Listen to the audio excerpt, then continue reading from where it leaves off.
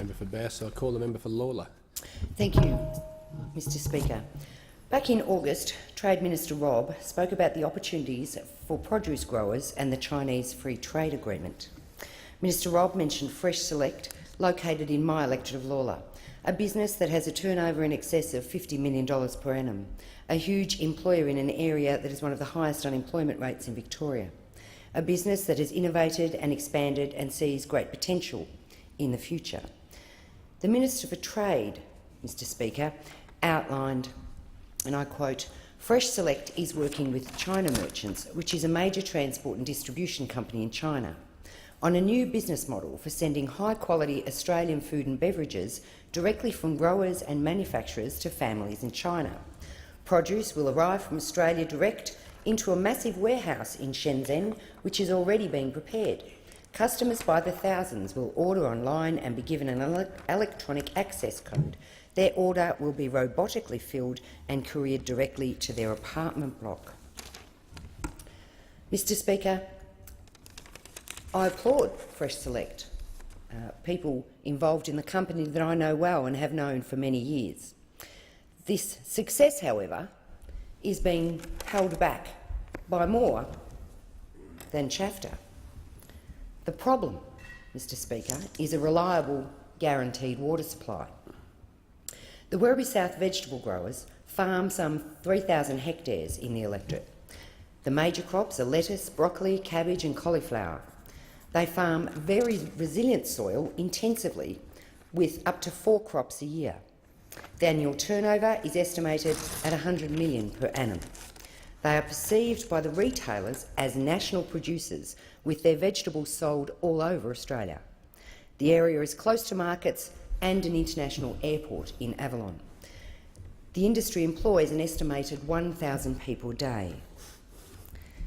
The irrigation channels, Mr Speaker, that serve this agricultural area and that of Bacchus Marsh are decades old, made of unreinforced concrete, and they leak. 40 to 45% of the water is lost in these channels. Until quite recently, the farmers used 2 sources of water, fresh from the Werribee River and groundwater from the Jutcombe Aquifer. During the last drought, when the Jutcombe Aquifer was exhausted, many farmers embraced recycled water from Melbourne Water's Western Treatment Plant. They had to modify their practices to allow for the higher salt content, because even after the recycling, the salt content is still high. They were delivered what they call a shandy, 50% recycled water and 50% river water.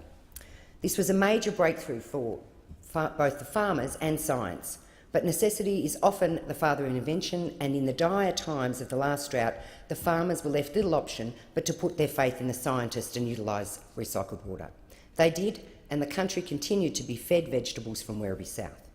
This demonstrates the growers' commitment to their future. But, Mr Speaker, we are still losing 40% of the water, whether it be recycled or fresh, because the irrigation system is old and dilapidated. And the freshwater supply is under renewed threat.